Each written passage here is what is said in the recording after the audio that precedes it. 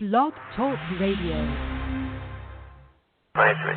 County 23, I'll give you a corrected address. We do have a fire in a one-story ordinary. Looks like it's about 40 by 120 to 125. County 23. We'll get your traffic control. Squad 5, Squad 5. Over to 273, 273. Over Battalion 18, 18th Battalion. With the 273, 273. Hey everybody, welcome to Fire Engineering Talk Radio and tonight's installment of the Professional Volunteer Fire Department.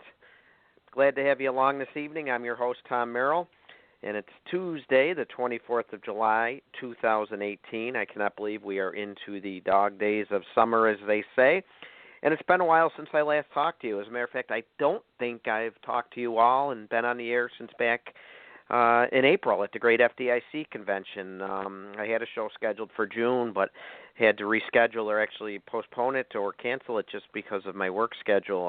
Was working a overtime shift and couldn't get anyone to fill the slot. So it's been a few months since I've talked to you all, and I'm certainly glad that I can be with you tonight, and I hope you are enjoying these summer months. And again, I said this the last few years on my summer shows. You know, the summer comes around and I drive around a little bit. I go up to the Adirondacks and do some other traveling, and I see so many great fire department picnics and field days, and that's one of the great things in the volunteer fire service world is the camaraderie and the families pitching in to help set up and clean up and run these family picnics and field days and welcoming communities in. And so many communities look forward to those picnics and field days every year.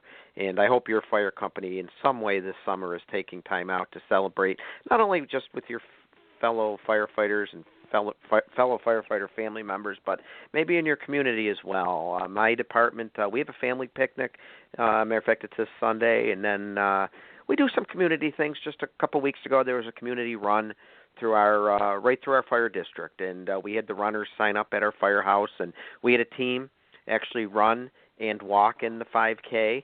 And we also had a team of firefighters walk in the 5K in their gear, carrying our department flag and the American flag. And it's just a great thing to interact and mingle with the community and be with them afterwards. And the finish line was right near our firehouse, and the after-race festivities were next door to the firehouse, so there was a tent and there was music and lots of food and a few beverages too, I believe, and just a great time. And I hope you get to enjoy things like that with your fire company and your fire company family members as well, because it's such a hallmark, one of the great hallmarks of the great American and worldwide volunteer fire service. And speaking of the fire service, if there's anything on your mind that you'd like to call in and discuss tonight regarding your department or the fire service in general, or anything going on or anything on your mind, I always like to give the number out and encourage you to call. Don't worry, we don't bite. The number is 1-760-454-8852. Certainly encourage you to call in to discuss what might be on your mind, or issues, challenges, or questions you might have. And because we all know running a volunteer fire department, it's certainly exciting. Otherwise, we wouldn't be doing it. We certainly really enjoy doing it, or we should. I would hope people in leadership positions and those responding to the emergencies don't hate what they're doing, because it's such a great thing to be a volunteer firefighter. But it certainly can be challenging and, in some regards, even very complex. There's no magic formula to doing things the right way.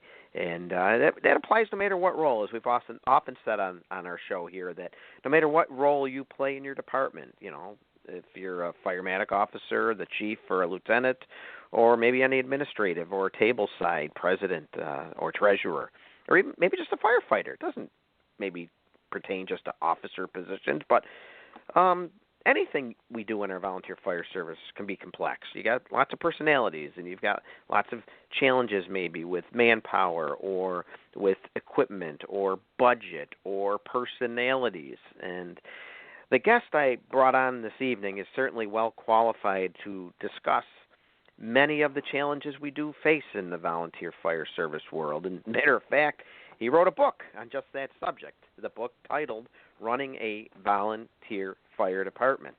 And our guest this evening is Dr., and I guess I could also call him Chief, and I could also call him Commissioner. I guess he's a man of many, many hats in our fire service world, Dr. Harry Carter, who has a very long and very distinguished fire service career on both sides of the fence, the volunteer side and the paid side.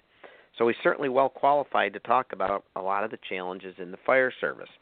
And he's still going strong. He's an internationally known municipal protection consultant, an author, a lecturer. He spent 26 years with the Newark, New Jersey Fire Department, retiring as a battalion commander in the late 1990s. He continues to serve, I believe, and is a life member in the Adelphia Fire Company in his hometown in New Jersey. He was chief of department of that department in 1991, and he serves currently as a fire commissioner, and he is the chairman of the Board of Fire Commissioners as well. He's been associated with so many professional fire service organizations, the past president and a life member of the International Society of Fire Service Instructors. He's a life member of the NFPA. I could go on and on about his fire service affiliations and forget he's a doctor also of philosophy. He got a degree in business as well as 5 other degrees. And Dr. Carter, I think it would be great to acknowledge you're a proud military veteran as well. But tonight we're going to focus on one of the books that he wrote, because in addition to writing this book, Running a Volunteer Fire Department, I need to point out he's also authored at least 6 other books. He's co-authored a ton of other books. He's written literally thousands of articles for our many fire service journals, textbooks, magazines, websites. He's a contributing editor for Firehouse Magazine, and back in October, I was there to witness it, he was inducted into the Firehouse Magazine Hall of Fame in Nashville at the ceremony there. So again, certainly well-versed in the fire service world. Lots of things he can talk about with us tonight. Maybe he can help solve some issues or problems you may be having. So again, if you would like to call in and ask Dr. Carter, Chief Carter, Commissioner Carter some questions, get his advice, whatever you need, please feel free at 1-760-454-8852. All that aside, I'd like to welcome Dr. Carter and thank him for being here tonight to spend some time with us.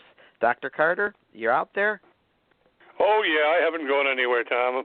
Thank you for your kind words. I sometimes think back over my career and wonder at just what point I achieved all of my goals. I don't know if I've achieved them all yet, but I'm out there looking. It's good to still have goals, no matter what level you're at in your career, just something else to shoot for. I know you've certainly conquered many milestones, climbed many a mountain, and I think there's still some things out there. You're still writing some great articles, so you know you're still got the creative energy there. So I think you still have a lot to share with us, and I think you have a lot that you can still focus on to accomplish in the years ahead. Well, thank you, Tom. I just got notified by my publisher that I am about to begin work on the 2020 edition of Management in the Fire Service from whoever they are. Crying out, I can't even remember my publisher.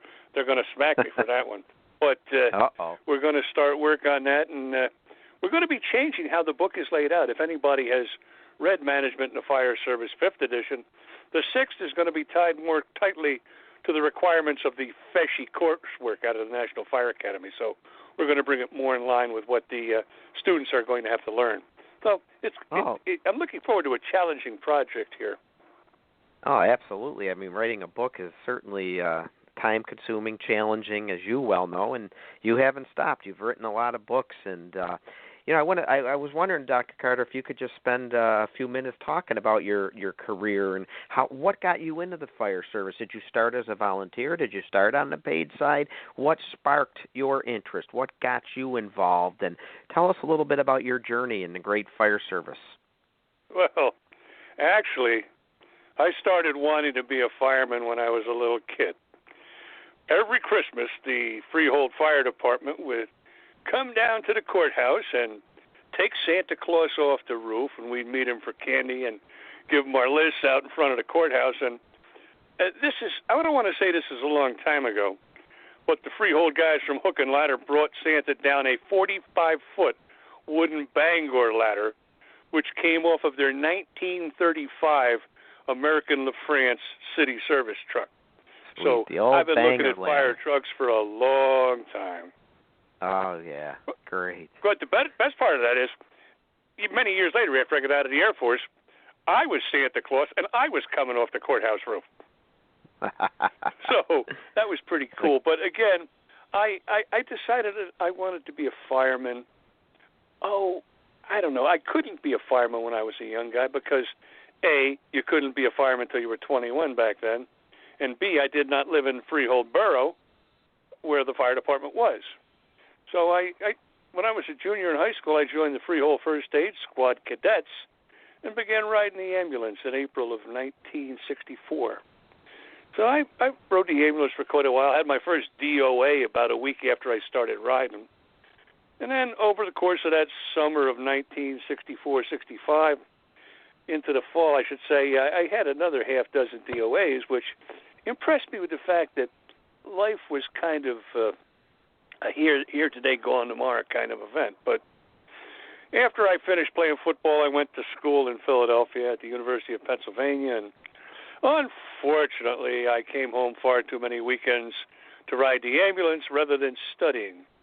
And after a very, very poor 1 year, I was released from the university with a grade point average of 0.8. I literally flunked out of school. And back in those days, they notified the draft board that you were available. And in 1966, there was a war going on. And I decided I did not want to carry a rifle in the Marines or the Army. And I decided I wanted to go in the Air Force. Well, that's all I decided. I wanted to go in the Air Force. So when I went down to the recruiter, he, of course, asked the key question, well, what do you want to be, son? And I said, I don't know. I just don't want to be in the Army or the Marines or the Navy. And he said, well, here's a book. Thumb through it and see if there's something you like. Well, halfway through that book, there was a picture of a crash truck pouring foam on a burning airplane. And I said, that's what I want to be. I enlisted to become a fireman, and I was picked out of basic training to be a fireman. I trained for 6 weeks at Chinook Air Base in Rantoul, Illinois, and then I spent, I guess, a year and a half in Alaska in Eielson up by Fairbanks, where it was very cold. And then I was reassigned to the Philippine Islands, where it was very hot. And then I was transferred to Vietnam, where it was hot and people were shooting at us. But again, I spent my time in the Air Force, got out, and went back to being an ambulance guy. Now, I joined my volunteer fire company in the fall of 1971, just before I got married. And my late father-in-law was the treasurer, and I remember him introducing my application. Well, I wasn't at the meeting, but they say he introduced it and mentioned that I was going to live in the church building, the parsonage right across the street from the firehouse. And I've been in so long that I came in under the white ball, black ball system. Oh, they picked what up is balls that? and they dropped them in the box. Did that really exist? That existed. I've heard those stories. If you got 2 black balls, you didn't get in the fire company. Well, Pop must have done a good job because I got in the fire company. But that was how it was back then. People voted on you. Now, it's quite a bit different. My daughter's in the fire company with me, and she's secretary, chairman of the membership committee. And now we pretty much have to let everybody in that wants to come in unless they have a criminal record or something else like that. And then we give them a year to work in, or they don't make it. So it's quite a bit different. But after a while, I guess it was in 72 when I was driving a school bus for the Freehold Regional District. I took a number of tests to get on paid departments, and I was hired by Rawway in Central Jersey in July of 1972. I spent about, July, August. I spent about 15 months there, and then I took a civil service test and went on the Newark department. And thereupon, I spent 26 years with the city of Newark. I started as a fireman at 11 engine, got promoted to captain over on 15 engine, And after transferring through all of the different divisions, I ended up as a battalion chief in 1990 and spent time as the executive officer in training. And then when my boss died one Memorial Day, I took over as chief of training. But I felt that if I was going to be effective in training, I had to prove to the members of the department that I could do the actual job of a chief in the field. And I was able to secure a transfer from the academy out to supervise a battalion and department, which I did for 5 years. And when I did come back to training as the executive and later as the commandant, people knew that Harry knew what he was doing. And when people know that you know what you're supposed to know, it works a lot better for you. But in 1999, I decided it was time to jump from the Newark Fire Department boat to the passing ship of retirement. And so I did.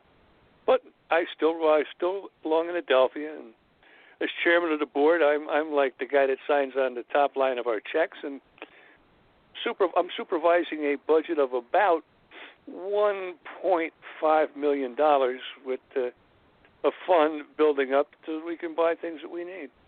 It's really been an interesting career, Tom. And for those that don't know, being a commissioner is it's an important job, and there's a lot of responsibility with it. Maybe even tonight we can talk a little bit about that. And what a great career, though, and it's still going. I mean, that's the best part about being in the volunteer fire service. Really, is there can be no retirement unless you decide to do that. You can continue to dabble, and there's different roles and things that we can continue to do as we get into our later years, and our career can continue. And that's certainly what you're doing, and you're to be commended for that. It's what I'm doing. It's what I'm doing, but because of my arthritis, my knees and my back arthritis is pretty tough right now.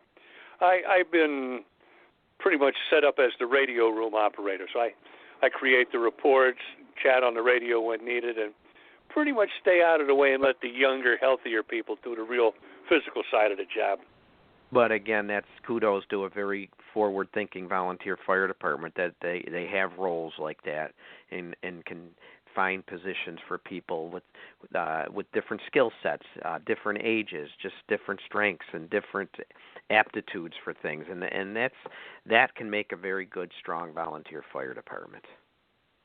Well, Adelphia is one of the strongest because of a number of things. Primarily, it's the leadership. The chief that stepped down at the end of the year after his 2-year term was really, really into having the younger people respect the older people.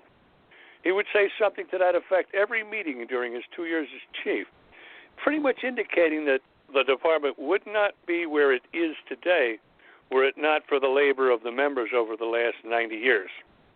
And during his time in office, we celebrated our 90th anniversary last year. So that, and he was a real go-getter for seatbelts. His missions at the meeting were: A, young people respect the old; B, wear your seatbelt; and C, don't ever back up without a spotter. Well, those were his 3 missions, and pretty much, actually, I was the only guy that screwed up. I backed up without a spotter and hit a car. So he used me as the example. Oh, hey, I didn't say I was not stupid sometimes. I mean, right. You can be ignorant and you can be stupid. Ignorant, you don't know what. Well, ignorant, you just don't know. Stupid, you know, but you don't do it anyway. So I was, in that case, stupid. Dr. Carter, believe it or not, or do you prefer chief, doctor, commissioner? What do I call you? Harry's fine, and something like this. I mean, crying out loud, I'm just chatting with people that do the same thing that you and I do. Well, speaking of chatting, we do have a caller that is called in from the 201 area code, and we'll bring him. Hold on, let me kill my phone here. We got a fire call. You're not missing the big one, are you? It's just one more fire alarm. Okay, the smells and bells and the fire alarms.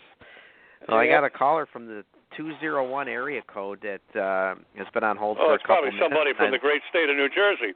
Way up in the north. We'll bring them on board here and see who's going to join us here.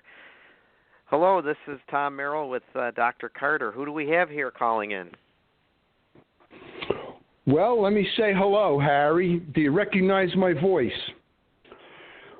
John, is that you? No, Pete Partridge. Oh, my God. Petey Partridge, what's up, my friend? For those of you on the radio, Pete and I did a lot of the same territory in the city of Newark. He and I used to indulge in the great farting contest at the rescue company. Tell him, Pete, I used to win. Well, thanks for getting us off to that real professional image start there, Harry. Hey, Peter, that's the life that we live between going to fires. Yeah, well, that's part of what made it the best job on earth. I couldn't think of a better way to put it, Peter. So, Peter, you enjoyed many years working with Dr. Carter, huh? Yeah. I'm another retired guy from Newark, and we still have quite a bond. All of us. It's something that never goes away. Right. It just stays not going to forever. fires doesn't mean much, but like Pete says, it's not hanging out with the guys that you miss. Yeah. Yeah. Oh. But Can you hear the siren? Harry, and I can hear the siren. I'm right about 100 feet from the stoplight where they hit the siren. Well, again, Pete and I had a great time up there. We had some. Well, we also had some sad times, didn't we, Peter?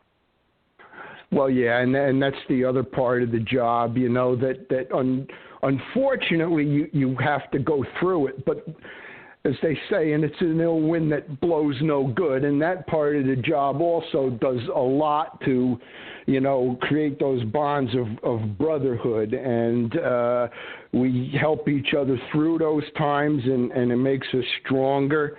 And that's why we're closer together in the end.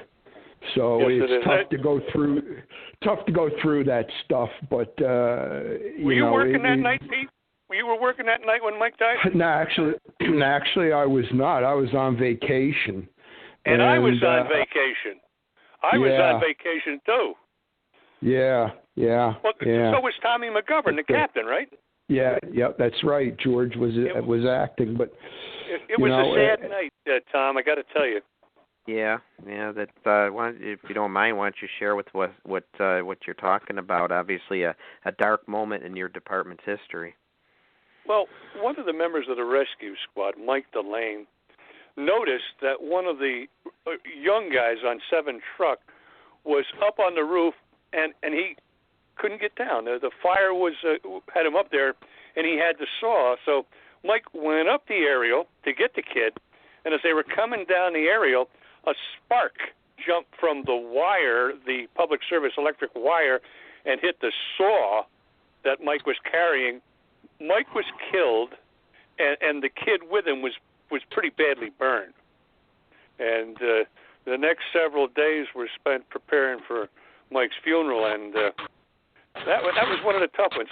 Tom, for the last 15 years that I was on the job, I was the voice of command at all line of duty funerals. So I guess there were 5 maybe that I did, and Mike's was the absolute toughest because he was a dear friend. And remember when his wife Petey would come in and cook for us at rescue? Oh yeah. His wife Heidi was just a grand slam. She was a beautiful woman in every possible sense of the word. And very unfortunately, they weren't married long enough to really let any of the pleasures they could have had unfold. That was one of the worst tragedies. They weren't married long enough to have kids. They were just in the process of buying their first house, and it's just I know for my part, I won't speak for anybody else, but I know for my part, I frequently said, God, why him? Take me. That's honestly how I felt about it. These are the kind of things that happen far too frequently. Just look at this morning. Was it yesterday morning where the fellow was killed in Maryland? Yeah, Howard. Yeah. Yesterday, and it comes out today that he was an FDIC instructor last year, and he was probably coming back to do one of the courses again this year for the hands-on. Right. And there's a guy who the reason I called, which I'm sure we'll eventually get to, is because I have the similar background with Harry of a long history of volunteer fire involvement. So I didn't just call in to have a reunion of Newark guys, but this brother that we lost down in Maryland also was an active member of a volunteer fire department besides his career job. That's right. Well, we train and we train and we train, and then we pray that it all goes according to how we train. Sometimes it does, sometimes it doesn't. And as we were reminded yesterday, and as the story that you told of your dear friend Mike, you can be as prepared as you want, and bad things still happen, and in so many cases just so unexpectedly. Yes, sometimes we can look at incidents and shake our head and think maybe what were they thinking? You could see maybe it coming, but then there's these instances that you just, no matter how well prepared you are, no matter how well you train, bad things can still happen in our business. And again, fires don't care if you're getting paid to put the fire out or a volunteer trying to put the fire out.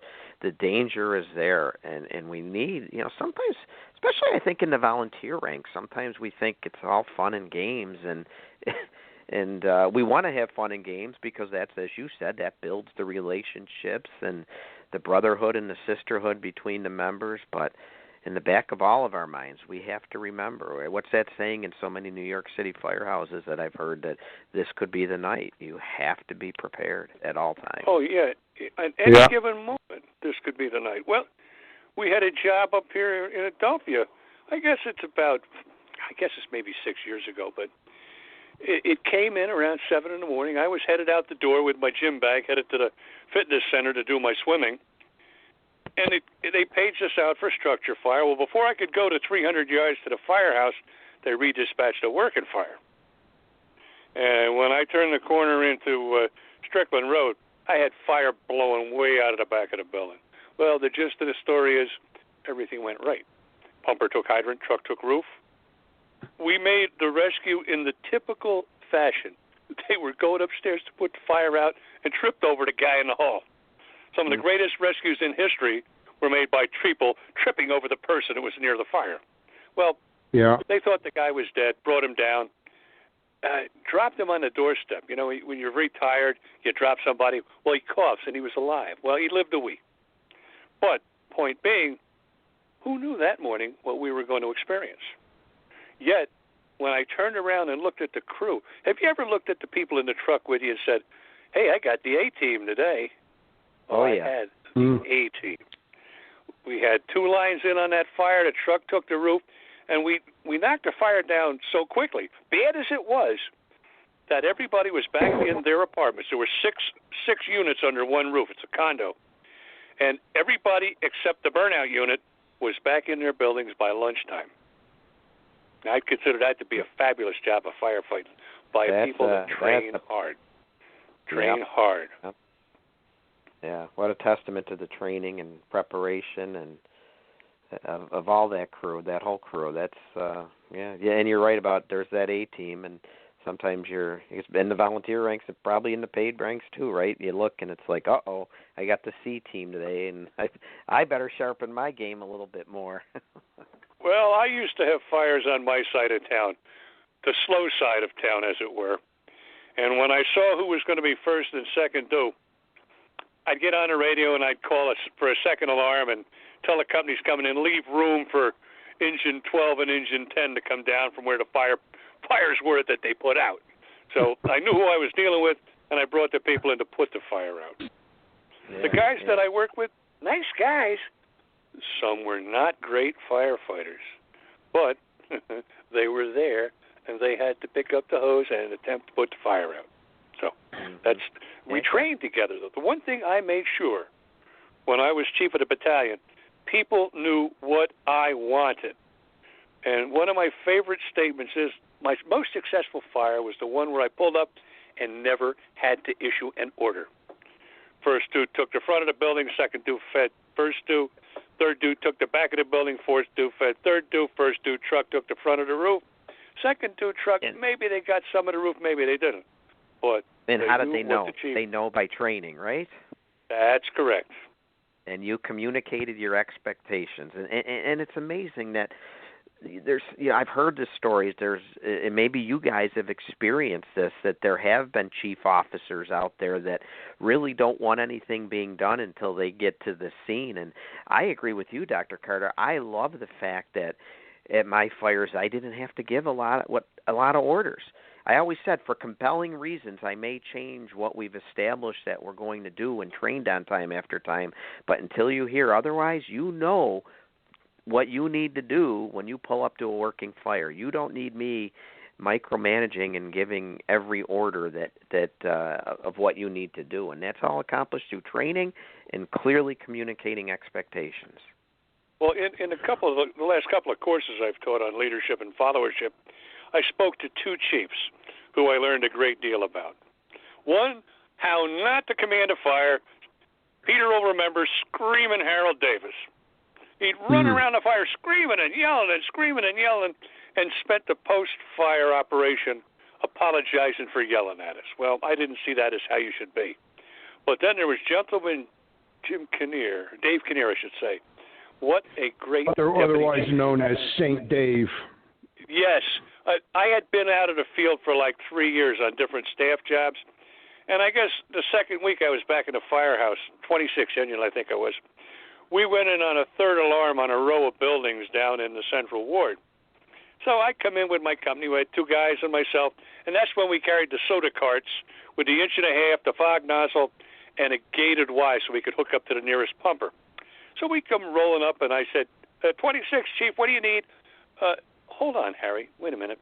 So he's looking at 3 buildings that are about to collapse, 2 on either side that are really starting to roll, and then a couple just beyond on either side. And he's looking at it, and he says, Harry, take your company down to the far end and come back on the building and try and hold it to that building that isn't burning yet. Now, right behind me was 21, and he gave him the opposite order to the opposite end of the fire, but there was no screaming, there was no yelling. There was a thoughtful presentation of what he wanted. Meet it there and stop it, please. Well, I think my brother was also a chief in Newark. He and I operated along the Chief Kinnear methodology, and we did a lot better. You really did. Yeah. So it's a good segue for one of the things I wanted to have you talk about, Harry. Lately, I live up in North Jersey, and I've been retired for quite a while now. I'll be gone 14 years this year, but I've gotten re-involved with a lot of the local volunteer departments up here, and I go in and I do training for them, and I do it for free, and amazingly, I didn't plan it this way, but what I've wound up doing more of than anything else is leadership programs, because A, you can't get it anywhere else. Even at the county fire academies, they don't offer it. And B, when I go in and talk to these guys and watch what they do, and I even, buff their alarms and their fires, turns out that's the weak link 9 times out of 10. And when I address their officer meetings before I go in and give them classes, it comes up, well, yeah, I got elected, but, nobody ever told me what to do. I just watched what the other guys did, and there I go. And I advocate things like, obviously, continuing education in the fire service and learning the standards that apply to your job and then getting yourself trained up to meet the standards. But also, I'd like to address the selection process in a lot of these departments. I don't think just getting elected is good enough. I'd like to see some kind of minimum standards. But anyway, having said all that, Harry, I'd love to hear you go on about it.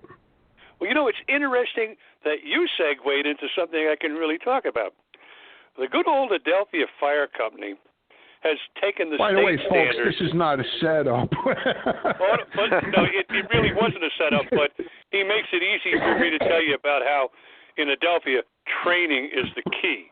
During the years since I began starting this in 91 when I was the chief, we've doubled and tripled the number of drills we hold each year. But in order to run for office in Adelphia, you run for lieutenant, and generally once you make that, you're blessed to captain, second, first, and then chief. But there's a list of, 10 different things you need. Starting with the county academy, you have to take the leadership course.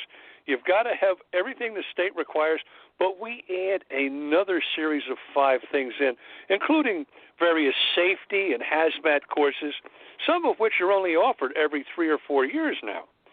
So that when you want to run for lieutenant, as we had our election last year, at the October meeting, you have somebody nominate you, but then the committee goes into your training record and they announce at the November meeting who is fully qualified to run and who needs to take something that could be taken in that month, or who is qualified to be elected lieutenant but needs to get the other courses for second assistant chief when that comes up. So it's a very complicated system where you don't just raise your hand and vote for the guy, or the gal, I should say. But we've really come along since we started pushing training. More than that, we're the RIT resource for our end of the county. We have a RIT team that goes probably to 15 different fire departments, backs them up. It's just because of our training. Even to stay as a radio operator, which is what I do now, I still have to make my 6 drills a year. So it's important. That's important, so important. And you bring up an interesting question. So, it's sometimes you hear when the subject of training comes up, you'll hear the naysayers say you'll never get anybody to run for office. So I'm interested with Pete, with your observations and all. You bring up one of the quandaries of the volunteer fire service, and it comes up a lot when people have issues with their volunteer fire department, and it's the elected officer, all just elected because he bought the most beers or he's the most popular. And Pete, I love what you advocate for about continuing education. And I've always said, if you want to be an officer, don't you want to be a good officer? And yeah, there may not be a lot handed to you when you take over as an officer, but my gosh, you've got a duty to yourself to make yourself as good of a leader as you can be. But let me ask you, Dr. Carter, when they instituted those more drills and more training and those minimum qualifications to be officers, did you have trouble, or do you have trouble filling the slots in your volunteer fire department? Well, we just tossed 3 people out, so we dropped from 61 down to 59. But we've got a couple more recruited to go back up. And we're not having any trouble finding people. Our problem is the younger people only want to go to exciting things. So I venture to say burnout factor of it's not not a burnout factor. You've got to have done it and gotten tired of it to be considered burned out. We got young people that I don't know why they even joined the fire department. There's guys on that list. I know their name, but I couldn't put a face with it. And we just tossed 3 of them out because they weren't showing up for fires and they didn't do well at the academy. They didn't pass the academy, so we just got rid of them.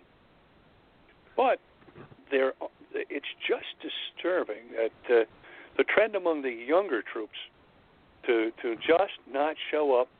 And I'll tell you what, even on some nights when it was exciting, like a barn fire, we still only had 25 or 26 guys turn out. When I was a rookie, we used to turn out 40 for a barn fire. But at least with 25 people, you can get your equipment on the road and put the fire out. I wonder what the reason is for that, because you're not the first one to say that, and the first one to observe that. And Pete, I wonder if you've observed that as well in your travels. Absolutely. I hear it everywhere I go. And But here's another thing too. As usual, the fire service is a microcosm of society, and I'm a member of a number of different nautical-oriented organizations. Admiral Farragut graduate that you are. Yeah.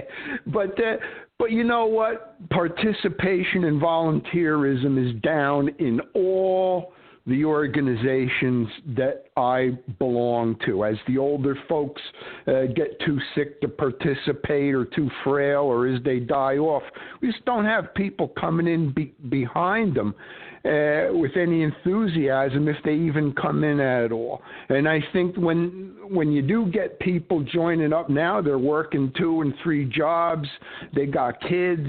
I think our whole society has changed in ways that are negatively affecting volunteerism. And I think the other problem we're up against is the world of electronica. People were just raised differently than I was and than Harry was. And they do things differently now. In a lot of cases, maybe some of them want instant gratification. I don't paint the millennials with a broad brush. I don't, because I know a lot of them, and they fit into different categories and different niches all across the spectrum. But there is a certain group of them that, are used to getting participation trophies and things like that. And then when they come along and try to fit into the fire service, they find out that they don't.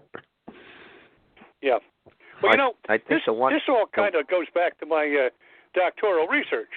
One of the things I discovered was that you have problems, and unless you address the problems within the organization, you're going to run people away. That was the whole premise of my dissertation.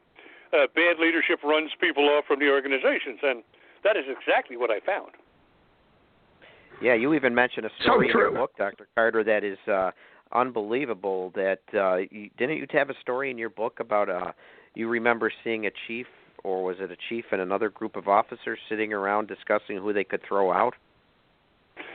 Yes, I did, and that was part of the problem. People wanted to spend more time tossing people out than finding what it would take to keep them. That's one of the problems. You toss all these people out, and nobody listened to me when I said, have you conducted an exit interview? Did you ask them why they're leaving or why they didn't show up?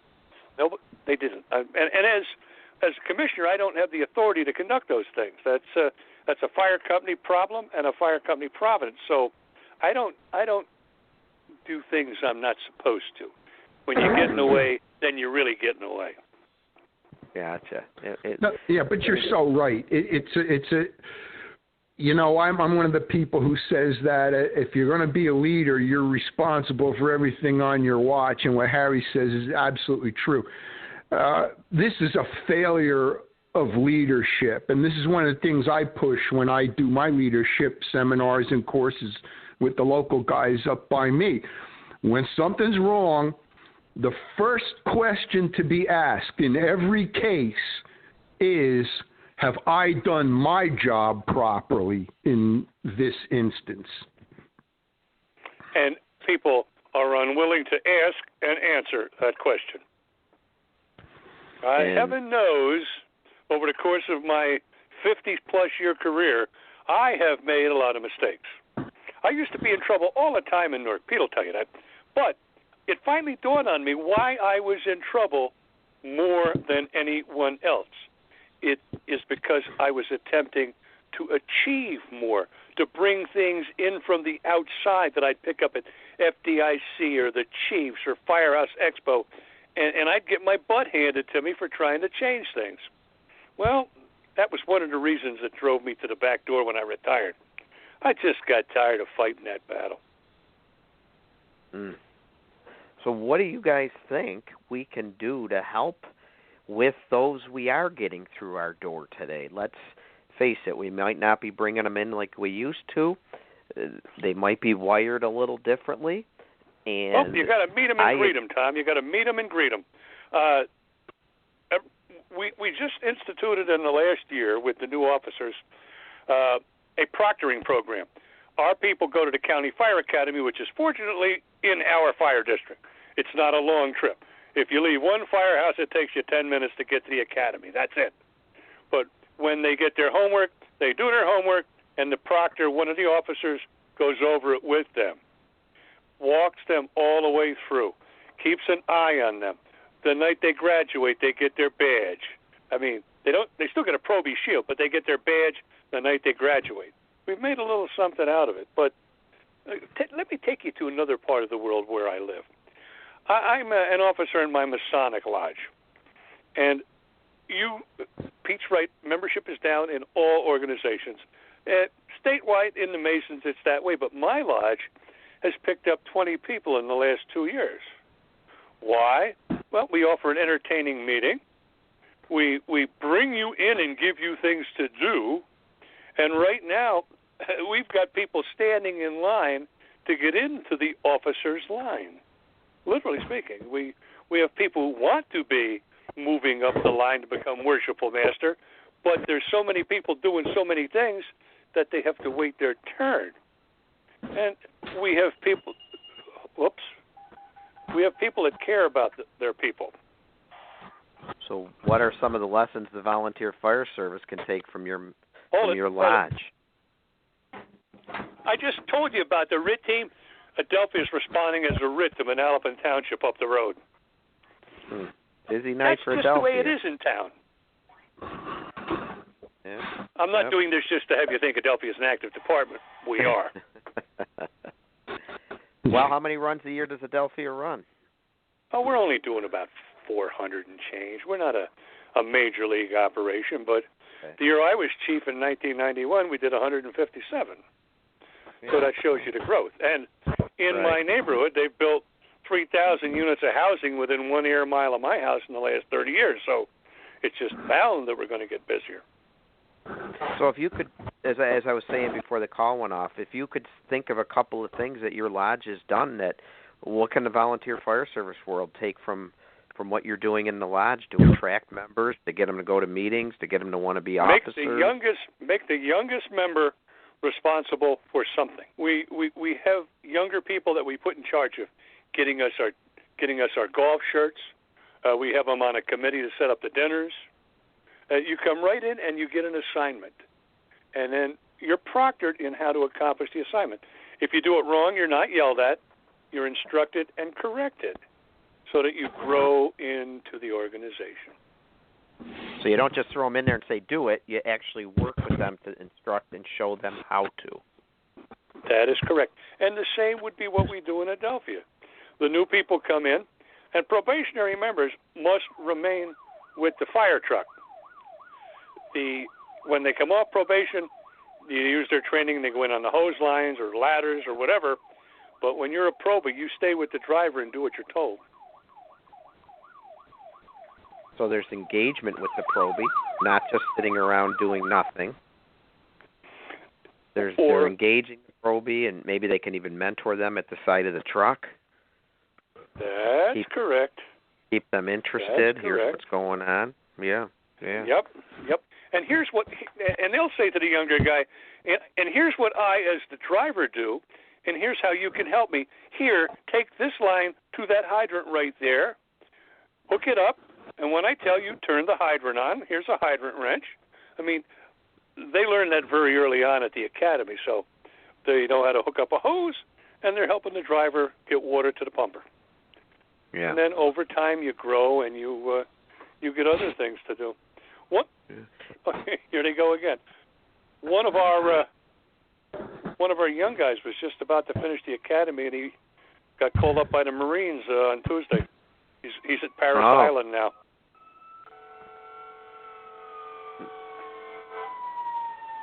You must be right on the road. I am 17 feet off the center line as I sit in this chair. There goes the chief and the rescue, headed to a RIT assignment. But be safe, brothers and sisters. Be safe. Yeah, well, you really have to keep your eye on them. And that's why in training is so important. You show them the right way to do things, and then stay on them to make sure they continue doing things the proper way.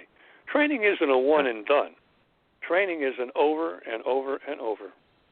Oh, for sure. When I was in charge of the academy, we had a little statement that we'll teach you the right way at the academy, and then somebody's going to tell you at your first assignment, that might be what they taught you, but here's how we do it at 27 inching. So you got to stay on top of this. That's why for a long time we sent out drill schedules, and we brought the companies down to the academy to drill on the specified assignment. And that worked very well, but again, when some of us that really wanted to do that left the academy, it went by the wayside. So I couldn't tell you what goes on up there now. I've been retired. I retired 19 years ago on June 1st, so my knowledge about Newark is not recent. Hey, I just want to take a minute and remind our listeners. But they still got good firemen, I'll tell you that much. Yeah, I'm sure they do. I just want to take a quick minute and remind our listeners that this is Fire Engineering Blog Talk Radio. I want to thank Fire Engineering Chief Bobby Halton for continuing to sponsor these podcasts. And this is the Professional Volunteer Fire Department. I'm Tom Merrill, and I'm so honored to have Dr. and Chief Harry Carter on with us, and our call-in guest, Pete Partridge. Thank you so much for calling in, and I share your enthusiasm about leadership, and it's funny you mention it because I've covered leadership a lot on my show. I've reviewed leadership books.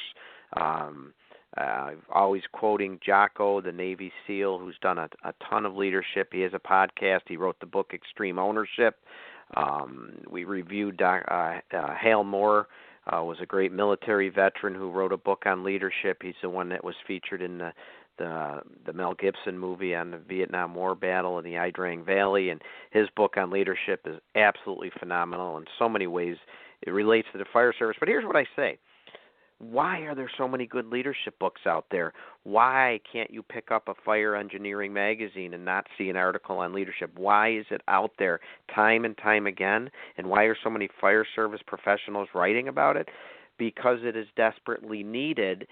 And people say they read it, but are they applying the lessons that are being passed on? Because in some cases, the lessons are so similar.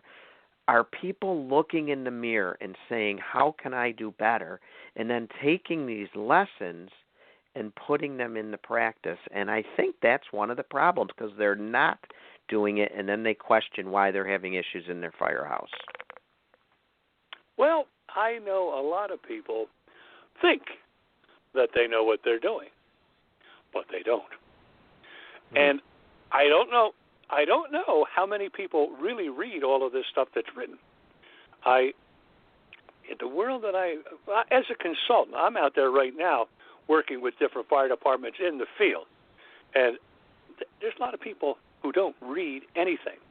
They'll go to a drill at the firehouse, and sadly, drills in some departments are sweep the floor or roll the hose and put it away, and there's your drill. And that's not what a drill is. A drill is a task. You show them how to do it. You allow them to do it. You correct what they did wrong, and you complete by doing it correctly, and over and over and over. But a lot of people just, I don't know. Maybe they do read it, but they don't think it applies to them. I've worked with people who thought they were the be-all and the end-all of the leadership world. But what do I know? And I think sometimes it's hard to look in a mirror and say, I can do better. I think sometimes it's hard to find fault with yourself and maybe realize that you could use some help in certain areas. Well, it's interesting that you mentioned my book because that book, Running a Volunteer Fire Department, got me an interesting assignment with the International Fire Chiefs. I'm part of a committee that's been working to put together two types of training for volunteer fire departments. Administrative training, how to be a treasurer, how to be a leader, how to be a president. And then Tiger Schmittendorf and his gang from up in New York State are talking about recruiting and retention. So they're in the final stages with a consultant from Chicago of creating the course that will be presented to the public. Some of it's going to be online, and some of it's going to be they come into your town and provide it for you. But what we've pretty much decided is when someone goes to the county academy here in our area, they're going for a hands-on course. There really are not a lot of leadership style courses. I mean, they have the leadership course because it's provided by the state and taught by their instructors, but people want to go and they want to fight fire and they want to put out car fires and stretch hose, raise ladders, and that sort of thing. But somebody has to be in charge, and they have to understand what is required of the person from out front. You lead from the front. It's like the statue down at the Fort Benning Infantry School, Iron Mike. Iron Mike is reaching back with his carbine, and he's motioning people to follow me. That's the whole motto of the infantry school, follow me. Not let me know how it's going and give me a call on the radio, but follow me. And, well, I don't know. Even for as much as Bruno gave the world, people are forgetting it already. Yeah, we can never forget what Bruno is. And one of my missions is to continue his legacy with time-honored quotes that he has uttered over the years and posting them on my professional volunteer page for all to see and remember. And, you brought up an interesting thing, Dr. Carter. I was wondering if you could just reinforce what you talked about, kind of skipping around a little bit here, but back to training. You mentioned a very important thing, and that's how to do a good training drill. And I think sometimes what I've seen is a one-drill-fit-all scenario that no matter what level you're in the fire service, you're going to your fire department's weekly or monthly drill, and it's going off at a very quick, rapid pace because maybe it was designed for people with a little more experience, but it doesn't matter where you fit in that experience mold. You're just thrown into the mix. So you mentioned about teaching. Can you go through those steps you mentioned just a few minutes ago about showing them and working with them and correcting them? Well, through the years, I've developed in my mind a theory as to how it should go. You are taught what to do and how to do it at the academy. You arrive at your first assignment. You drill according to the way that company drills. Now, in Newark, we used to have daily drills. Some we did, some we didn't. But here in Adelphia, we have our 2 drills a month, sometimes 3. And, yeah, it might be a one-size-fits-all, but it's never a fast run-through. The last drill I went to was the escape from confined areas where, like, you get all caught up in a hose and you got to work your way out.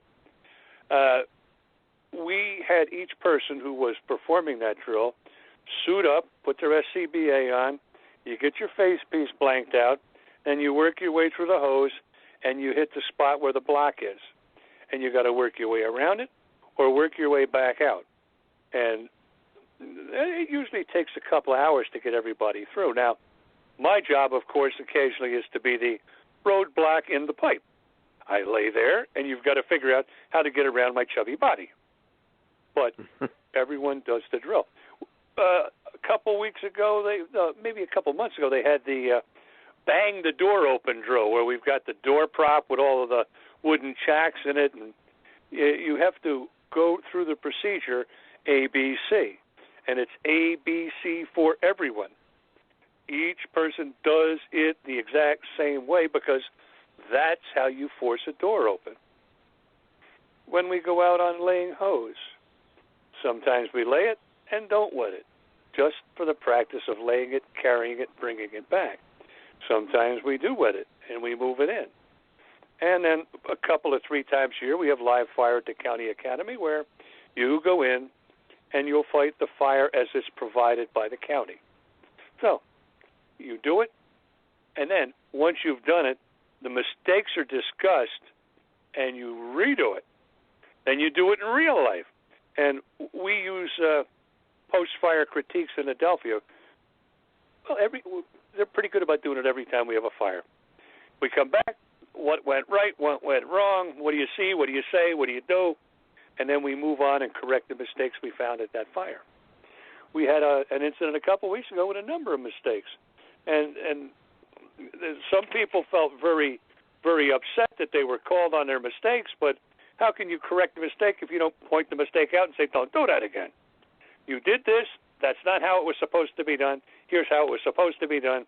And we're going to have a drill in August to conduct and discuss how to properly do these things that were improperly done. I think those are so important. It's a conscious effort. Yeah, I think those are so important. Effort.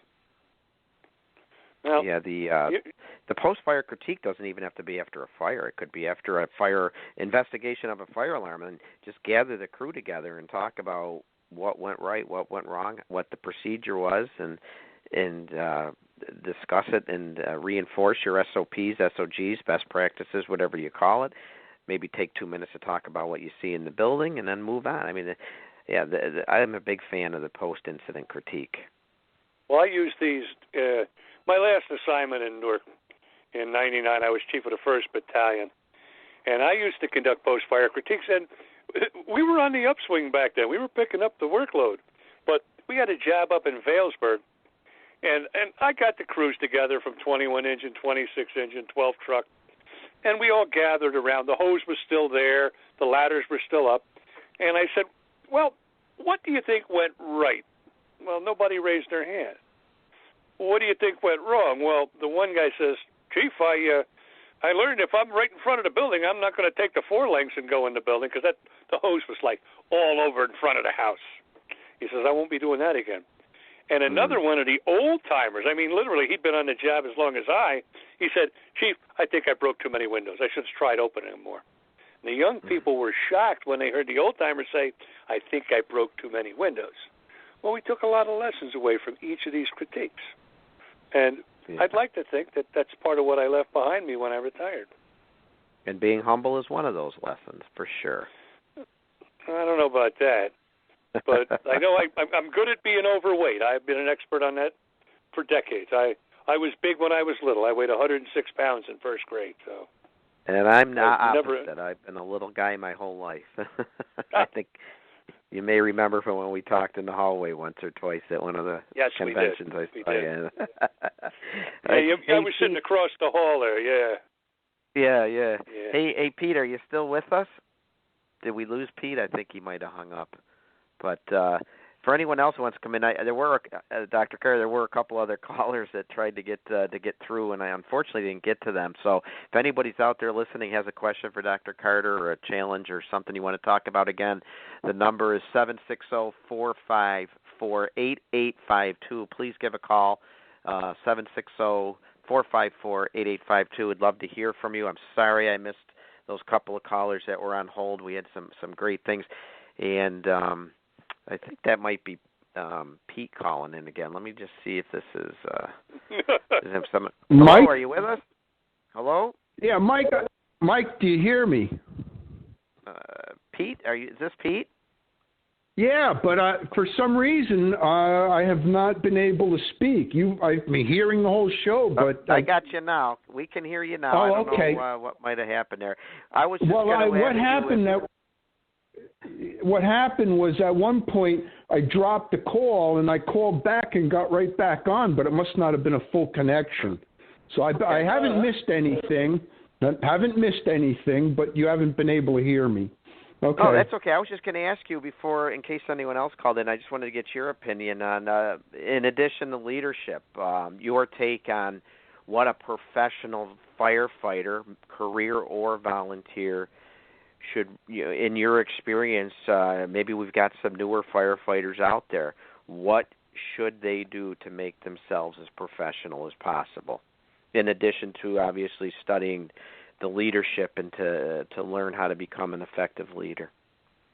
Well, the first thing is they need to have a good mentor, and the leaders in whatever department or company they join need to provide them with that person. But if there's a failure there, then they need to find their own mentor, but they need to have a mentor. That's the first thing, because they're always going to have questions, everything from skills, techniques, all the way up to, of all the stuff on YouTube, what do I believe? What's right? What's good? What's bad?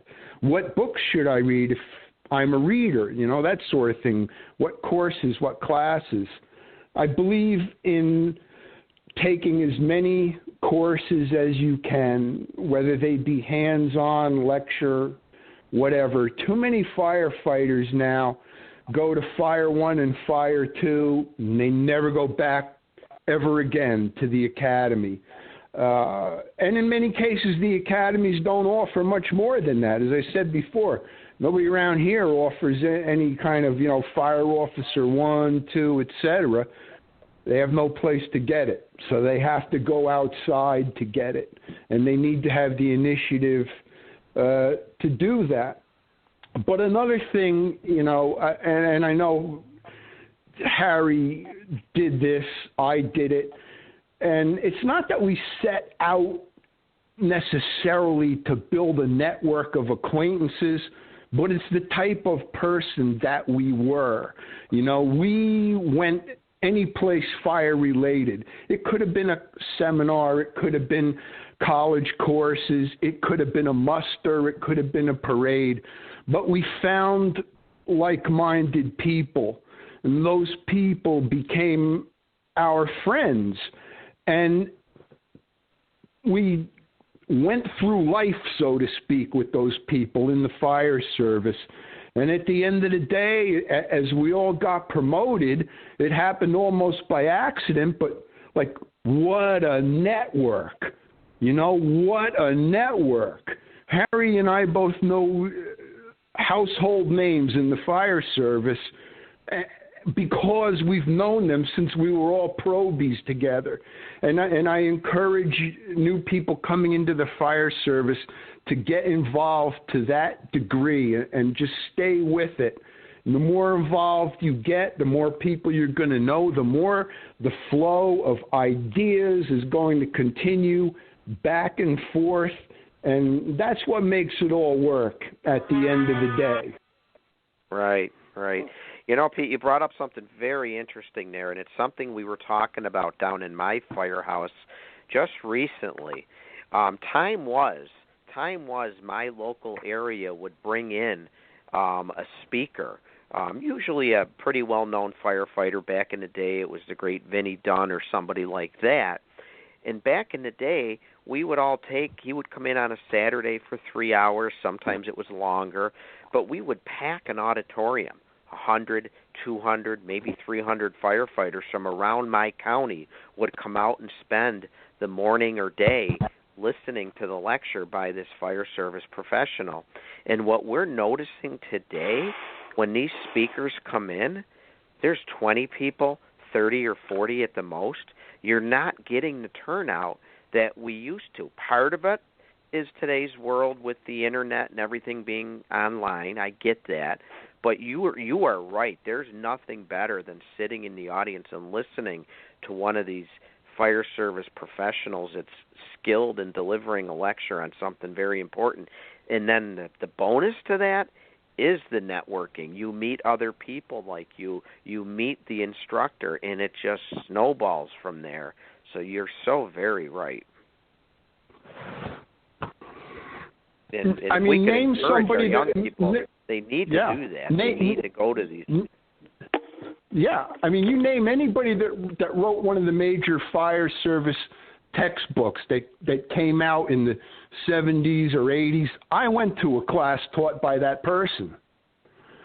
And well, I've been to a lot of classes in my time, and I still go to classes. Yeah, I might be the guy up front teaching one, but I wander across the hall and I see what the next guy's going to say.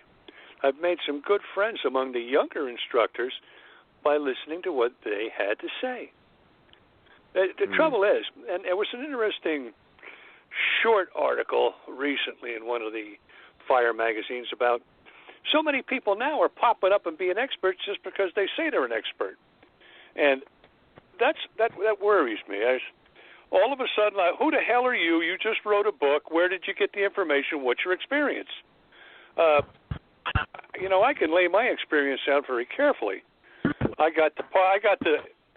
started at A and spent 50 years going through B, C, D to Z. there's people, I wonder where the heck they got their information writing textbooks now. I don't know. Yeah. Well, this is what I was referring to about, you have to steer these kids along. Like, what's good on YouTube, what's not. What's good, that's exactly what I was referencing before. Yep. Yeah. Well, one of the problems that's where a good mentor comes in. Well, one of the problems is the millennial generation likes to take their knowledge in small parcels in the 3 to 5 minute level. Well, unless you have a very tightly written and crafted program, 5 minutes you're going to be clearing your voice, clearing your throat, and saying a couple things, and it'll be over. And what did you say? It's a problem when you have people that don't want to take a long time to listen to a full description, an argument, and a discussion, getting it in like 5 minutes. And it bothers me. It seriously bothers me. So younger members out there, newer members to the fire service, we encourage you to expand your horizons beyond the YouTube. Not that there's anything wrong with some of these YouTube videos. Expand your horizons. Get out there and soak up some of the great lessons being passed on by attending some of these conferences in your area, or if you're lucky enough to go to FDIC or some of the other major conferences. But certainly if they bring people into your area, take the time to attend, and senior members mentor and put your arm around these firefighters and encourage them who they should go see, who they should be listening to. So there's something for everybody here, absolutely. And gentlemen, oh, go ahead, Pete. Go ahead. No, I was going to say I've gotten to know a lot of the younger generation firefighters pretty well, both in the volunteer towns around my area here. I'm right on the borderline of Passaic County and Bergen County, to give you a rough idea where I am. And I've also gotten to know a lot of the younger generation guys in Newark and in New York and a couple other career departments. And for some reason, I'm flattered by this, but for some reason they tell me that they like to hear me talk. They like to go out to dinner with me and hear me talk about the job and this, that, and the other thing. So maybe some of it has to do with I have enthusiasm towards doing that. I genuinely like to talk to the younger guys, tell them what it was like, tell them how I think it should be today. I keep up with the latest developments, all the UL studies and everything, and they seem to enjoy my take on things. Maybe it's a question of the older guys need to have the enthusiasm to engage with the younger people. And that's true too. Well, there's no doubt. Let me say something. You hit a nail there. You hit a nail on the head, Pete.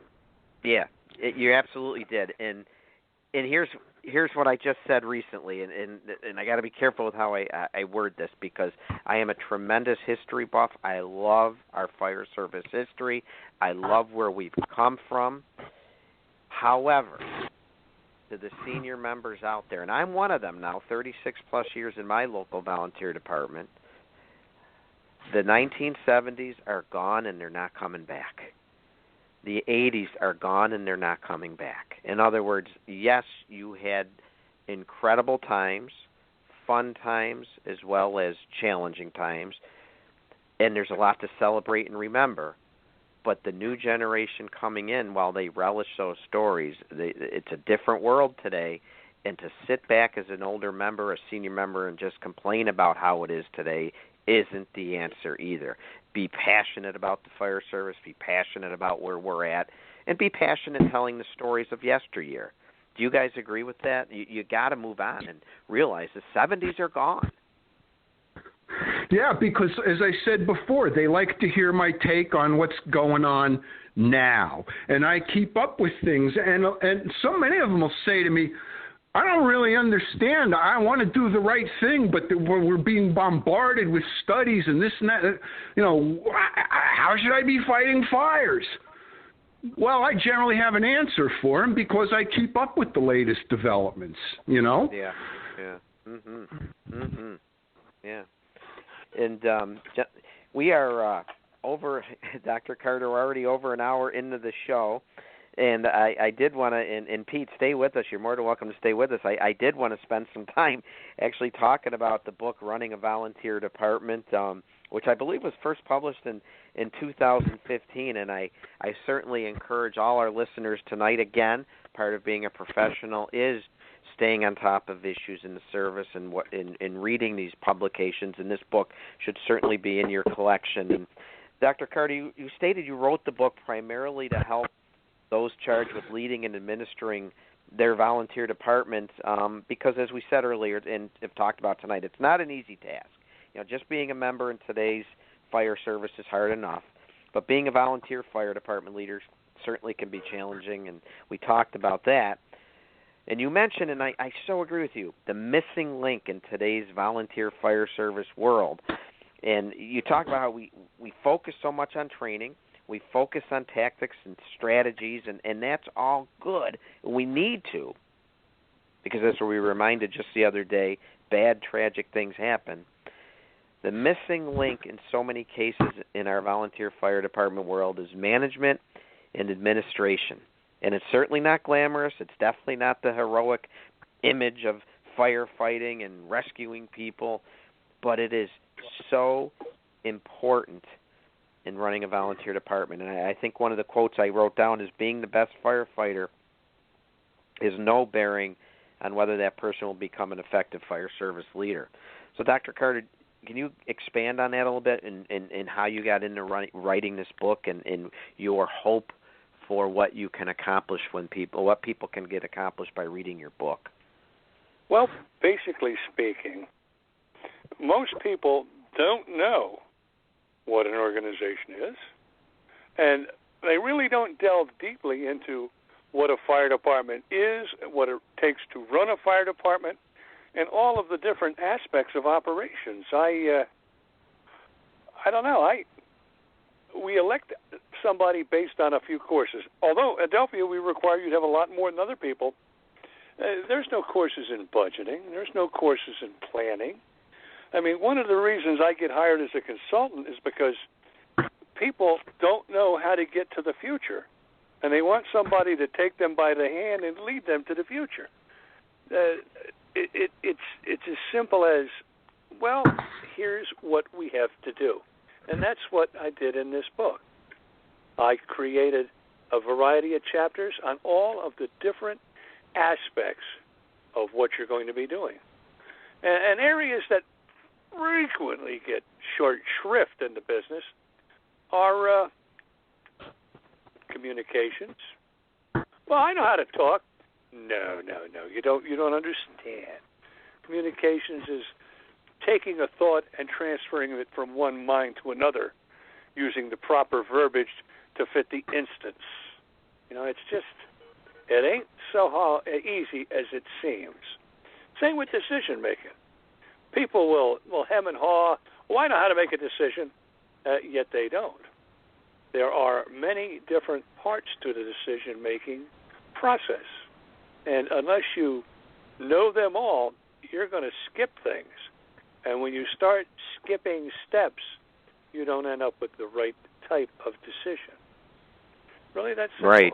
That's why I wrote the book, because it's stuff that you don't know.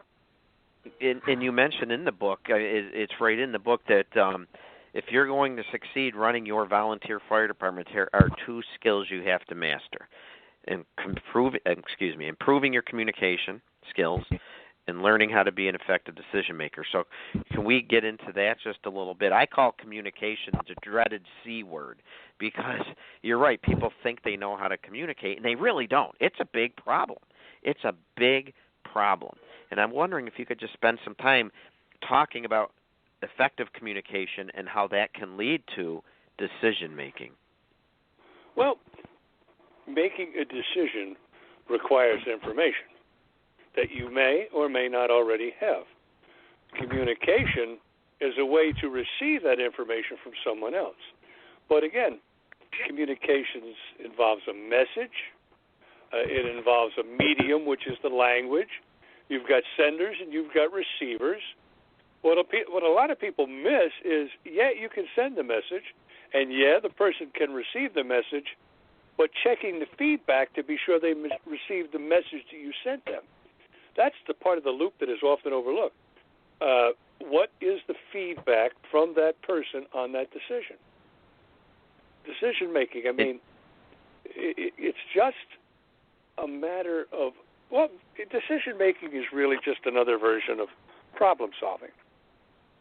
The decision is the problem that has to be solved. And unless you lay out all the parts of it and study them, you're not going to have the right information you need. And it's really that simple. And you point out that one of the big problems with communication is what's called reference problems. When one sender, or when the sender and the receiver attach different meanings to the same word, and that can really interfere with good communication. Yeah, and that's difficult because people think that there's only one meaning to each word in the English language, and that is nowhere near true. Now, we can talk about a fire. I have a working fire. What have I just said? Depending upon your department, I've said one thing, or another department looks at it a different way, or another department would look at it a third way. You have to lay out the references based upon your department. Yeah. And a lot of people do not take the time to learn the proper words to tell their story. They try to talk too quickly. They try to cover too many topics at one shot. Better to say just a little than to say a lot. Really is. And with communication comes listening, and one of the problems we have as listeners is the selective listening, which certainly should be avoided as well, correct? Well, selective listening, you only pick out the words you want to hear. And that's where the need to question a person after you've communicated comes in. Because if they're not interested in all of the aspects of what you've just said, then you will not have had a good communications interaction. And like I said, different words mean different things to different people. Right. And sometimes we don't talk to other people with even an attempt at understanding their side of their point of view. You give some good advice about principles of effective communication and having empathy and maybe repeating your message. And can you review some of those principles of effective communication? Well, the key here is to remember that old phrase, you should seek to walk a mile in my moccasins, to understand what it is that I have experienced and what it is that I use as the basis for what it is I am telling you. It's that simple. You've got to selective listening. Yeah, people only hear what they think they need to hear. Well, it's not easy that way. It's not easy at all. Yeah, and if we communicate well and solicit feedback and talk to people, that can help us make some sound decisions. And you talk about program decisions and non-program decisions.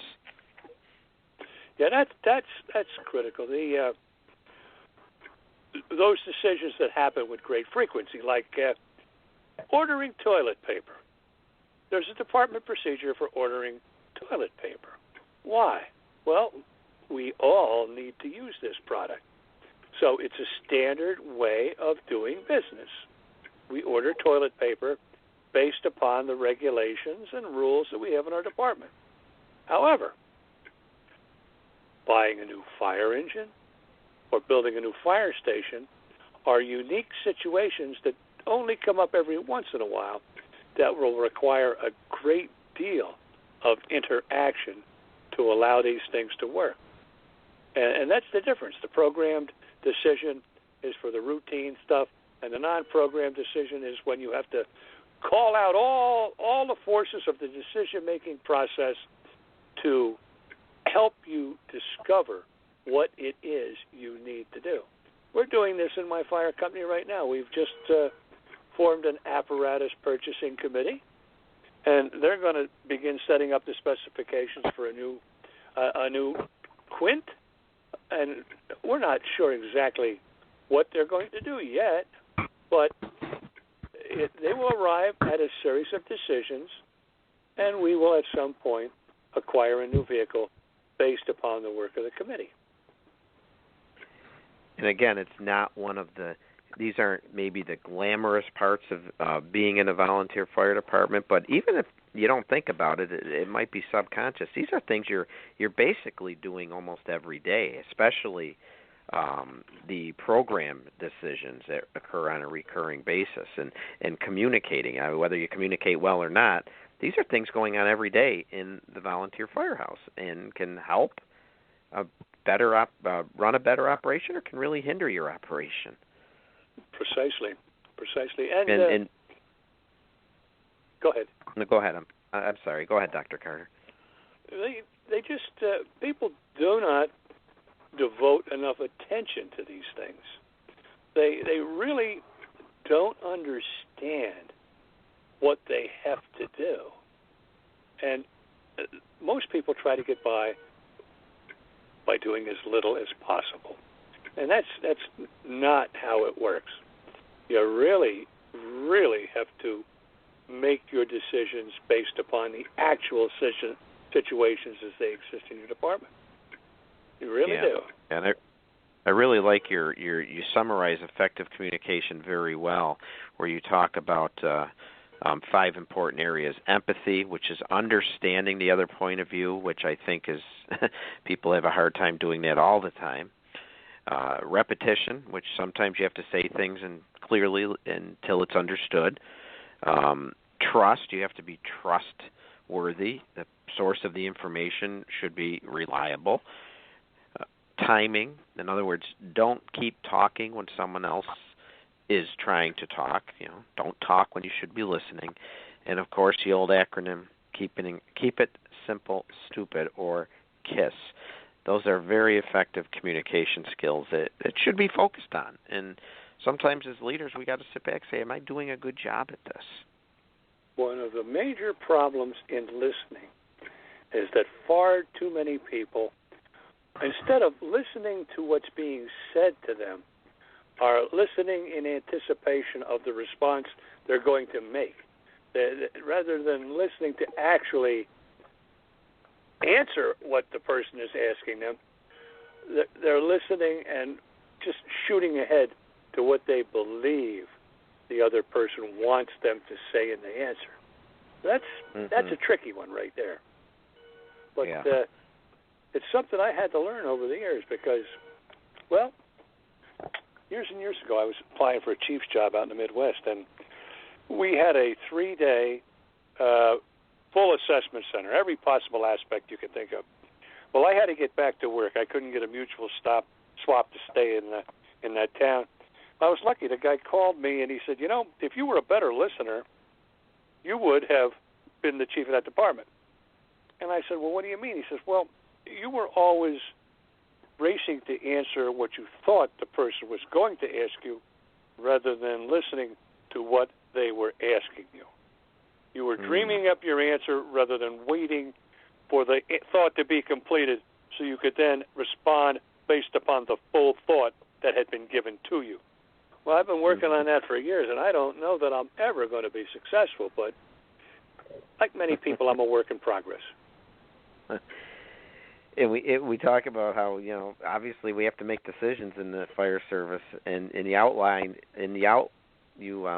some great decision-making models in the book, but one of the decisions that, good or bad, has to be made from time to time certainly has to do with discipline. And that can be very hard in not just the paid department, but certainly in the volunteer department as well, because we're all buddies and friends in our volunteer fire department. And what are some of your advice for the chief or president who has to lay out some discipline? I think you talked about think of discipline as not to punish, but to correct an incorrect behavior. I like that.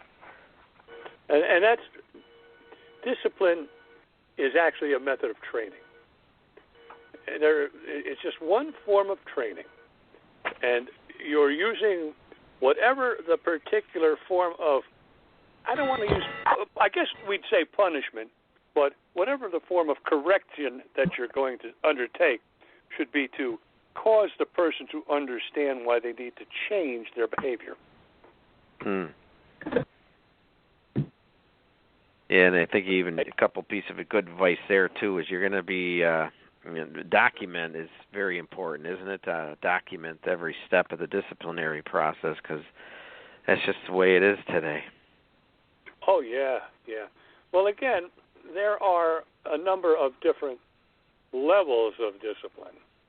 And usually it's a written warning, a verbal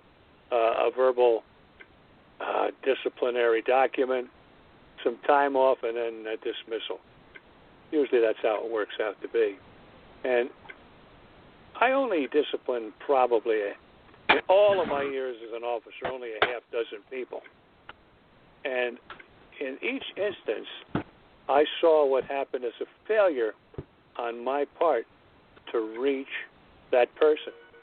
The fact that I had to discipline them means I did not reach them during the training element of our interaction. Yeah. Some people don't see it that way, but that's how I felt. And there's where effective communication can come into play again. Before we resort to discipline and reprimanding somebody, how about the oral reprimand, where you say, hey, hang on a second, let me counsel you on what went right here or wrong here, and make sure this doesn't happen again. Exactly. Yeah, the oral, the written, then time off, and then you lose the job. Yeah. No.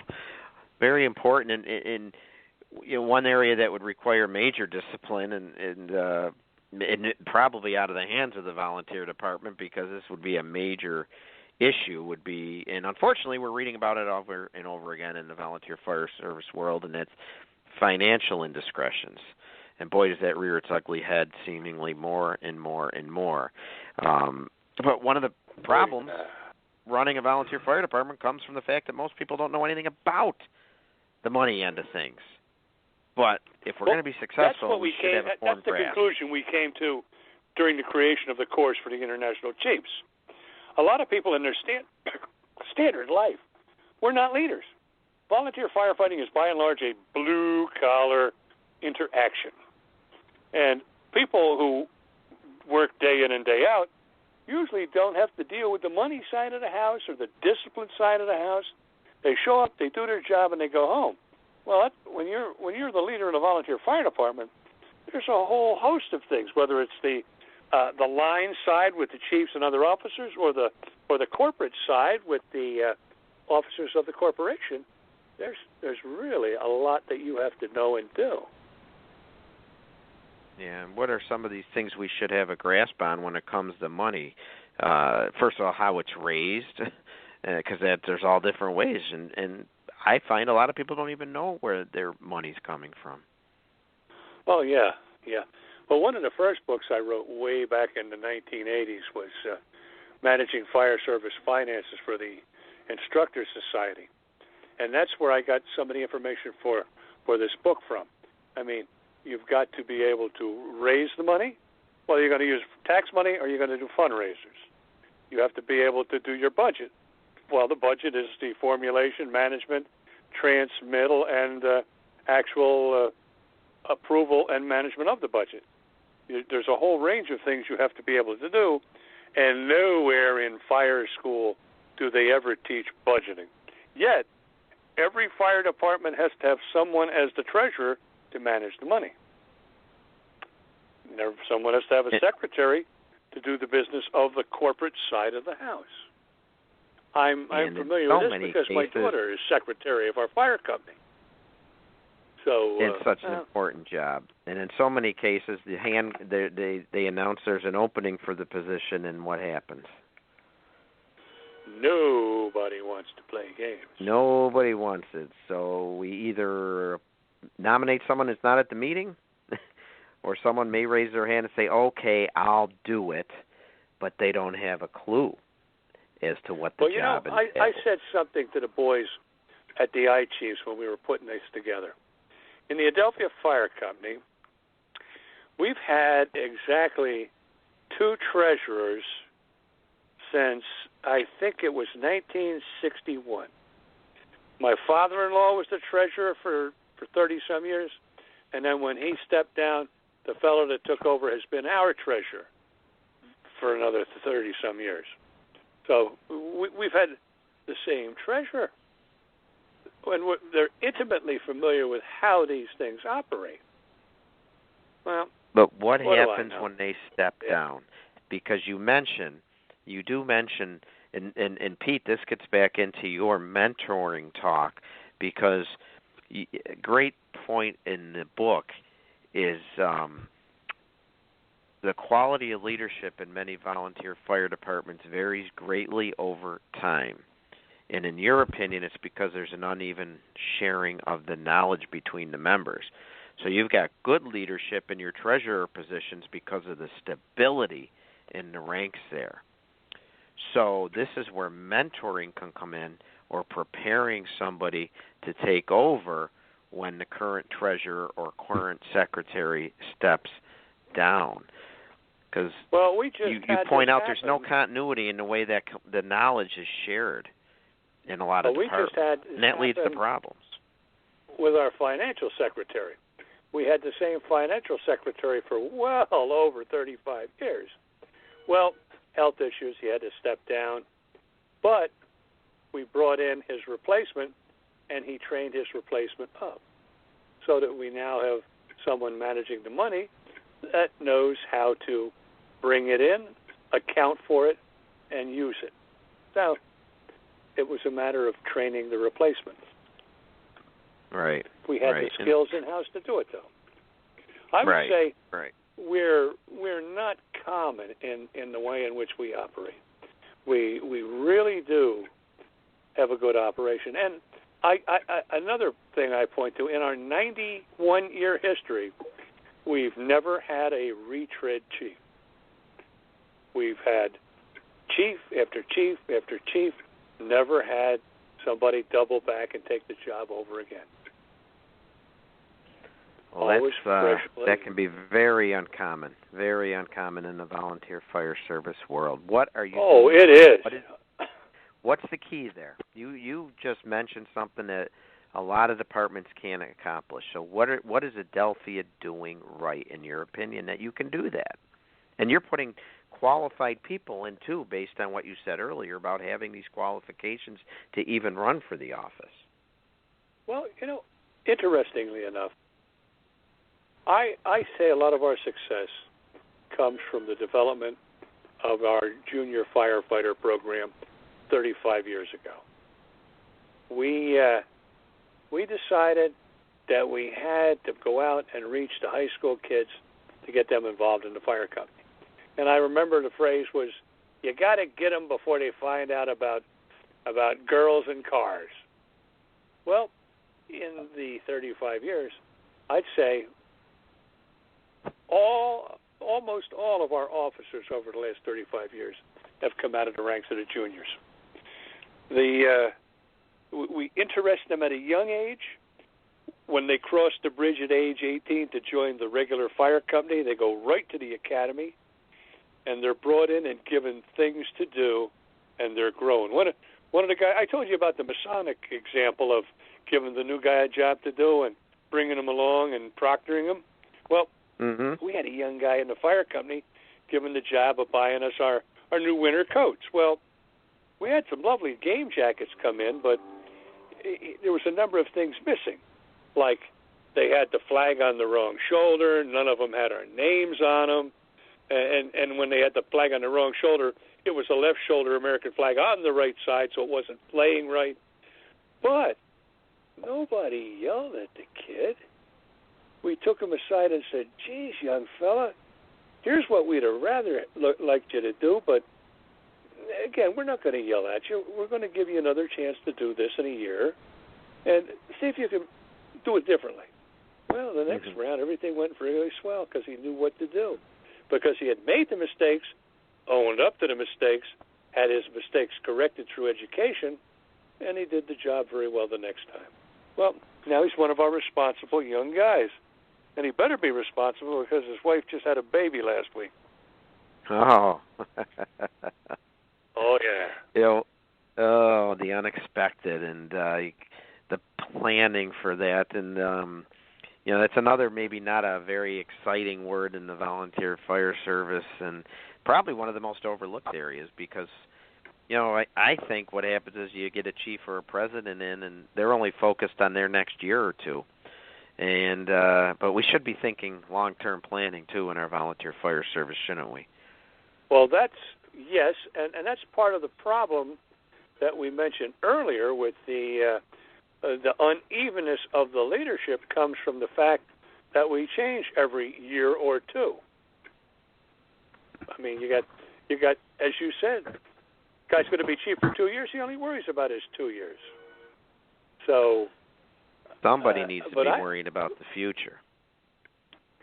Well, beyond those 2 years.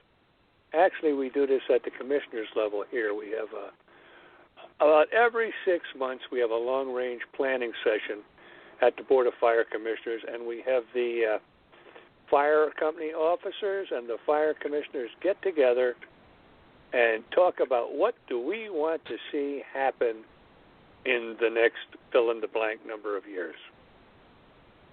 And that has led us to some changes in the way we look at our apparatus purchasing. And,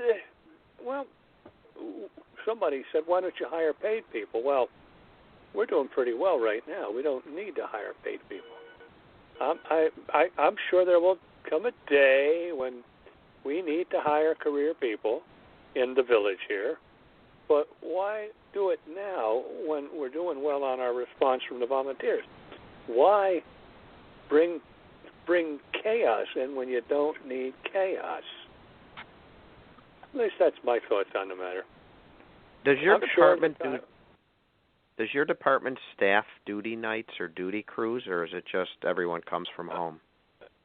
You come from home, pager goes off, and out you go. Okay. That's one of the issues because in certain cases you're getting the old guys doing all the responding. There are times when it was just, if you counted the average age on the fire truck of the four of us that were on the truck, it was like average age 72. So hoping that we wouldn't have a fire and need to begin doing things that we were actually a bit too old to do. But now we're getting folks out again. The trick is getting the officers to share the duties so that they don't have to come out every night, but over the course of a month, they each take their share. And we had talked about duty crews, and I have clients who use duty crews, but there are those who don't think they need duty crews. There are those who have them who don't think they need them, but they do have them. There's certainly been great success with them. Pete, are you still on with us? I'm still on, and as a matter of fact, what Harry was just saying kind of leads me to want to ask him to expand on it or maybe go in a slightly different direction. Now, there are a couple of departments up near me that get a decent amount of work, but there are a couple that do nothing but, smells and bells. And that seems to be a morale problem. And they are having trouble getting people to respond to alarms. And in some cases, takes them 15 or 20 minutes to get one rig out, if at all. So there's heavy reliance on mutual aid and so forth and so on. So I would be interested to hear Harry's thoughts on building and maintaining morale in the volunteer departments, especially in cases like this where, you can't pin it on fire activity. Well, The key is to keep your people entertained. Good drills and good family activities can bring people together. I heard our host speaking about his picnic. We've got our fire company family night at a local swim club coming up next month. And but the key is you have to have things which are interesting for your people, and that will bring them out. If they're, see, that's where I talk about the need for exit interviews for the people leaving. Why didn't you come around? Why did you leave? And if it's things that we can correct at the organizational level, we should by all means do it. But as I said earlier, when I was doing my dissertation work, I came out with a number of issues. It wasn't just leadership. There was leadership, there was economic issues, there were personal issues, there were interpersonal issues, and there were organizational issues. Leadership issues, bad leaders drive people away. Economics, people can't afford to live where they live, or they have to work 2 or 3 jobs that are not available as volunteers. Personal issues, I joined because I thought it was going to be this, and it wasn't, therefore I leave. Interpersonal, 2 people begin fighting, and unless the leader is talented at toning down heavy discussions, it gets out of control and one of them leaves. And then organizational issues, too many regulations, not enough regulations. All of these different things have to be tweaked and constantly monitored so that you can get your people interested and involved. Now, is it common to find people hanging out at your firehouse like tonight? I believe a volunteer firehouse should be warm and welcoming, and maybe even have things at the firehouse that people can do if they want to hang out there. Well, not really, no, because most people that I deal with work every day, and unless we have a fire company function, they really want to be home taking a break. Mm-hmm. But what we did years ago to make it easier to get things under control, usually everything fire department related is a Wednesday. I was the one that made this proposal, and it used to be we had meetings first and third Wednesday, wash committee second Wednesday, drill fourth committee. Well, they finally woke up to the fact that we didn't need to have 2 business meetings a month. So now it's first Wednesday business meeting, second is wash committee, clean the apparatus and the station, third drill, fourth drill, and if there's a fifth, we have a drill on the fifth. That's where we're getting the extra drills in. Plus, a lot of times we'll have a drill on the weekend for something special, like they did auto extrication at a local junkyard recently. So it's what our people do, and some nice. And you mentioned the family activities and picnics and giving them something to do. And it's interesting because I just heard from a local department in my area when the subject of the family picnic came up, and I'll be interested to see at our picnic this Sunday if this holds true. They're saying, Pete, to go along with what we talked about earlier with the millennials, they're saying their millennials are not keeping these traditions alive because they're not even choosing to go to the family picnics or family events or social events. Interesting. Is it because they expect them to be, maybe we have to tweak the old-fashioned picnic? Maybe that's not enough anymore to attract them? So I'll have to watch that in my area and see if that's the case. Have you experienced that? I've read some research recently that now millennial, covers a large span of time. That generation, depending on whose sources you read, started anywhere from 1980 to 1983 or 4. But the most common definition is about 1982 to about the year 2000 or so. So that takes in a lot of ground. But a piece of the so-called millennial generation really does seem to have more electronic interaction than personal interaction at this point. And those might be the people that aren't coming to the traditional type functions, because they just don't work that way. And if they were sitting at a picnic table, they'd all be texting. They wouldn't be talking to the person across the table from them. Yeah. We still do an old-fashioned horseshoe tournament. It's pretty fun. Yeah. Well, again, it's how you do it, and the millennials make it interesting. But, let me toss you another one here. Generations are said to be anywhere from 18 to 25 years, depending upon the school of sociology. Well, I've come up with a different generation, the fire service generation. And given the activities at a station, the training demands, the fundraising demands, I see a fire service generation being closer to 10 years, maybe a little less. You train them, you got them, and then you lose them at some point. Now, we're seeing people, as a matter of fact, in Adelphia, we changed life membership requirements. Used to be 25 years, and at some point, they dropped it to 20. I had no problem with that, but some of the old guys said, no, that's ridiculous. That's 25 years. Well, in today's society, who stays anywhere for 25 years? Think about that one. Who stays anywhere for 25 years? Mm-hmm. So we've got this turnover in staffing, and societally we've got this change in how people interact. I think you're quite right with that generational issue. I really am. Yeah.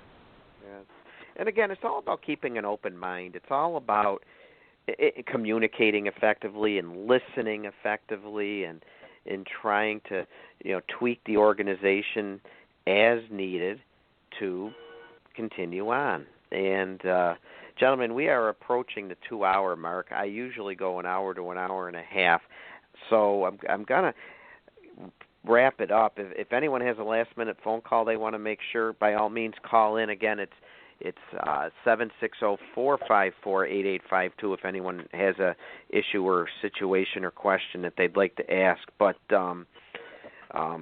like I said, we're approaching the 2-hour mark, so I don't want to keep you much longer, but I really, really appreciate your time and your input. And Dr. Carter, there's so much more in your book. So, again, if I could just put a plug in for your book, people, please, Running a Volunteer Fire Department. It's packed with all sorts of information and tidbits that maybe could help you in your role in your volunteer fire department. And obviously there's a ton on leadership. I think I'm going to have you on another show, Dr. Carter. Well, I can do this type of thing.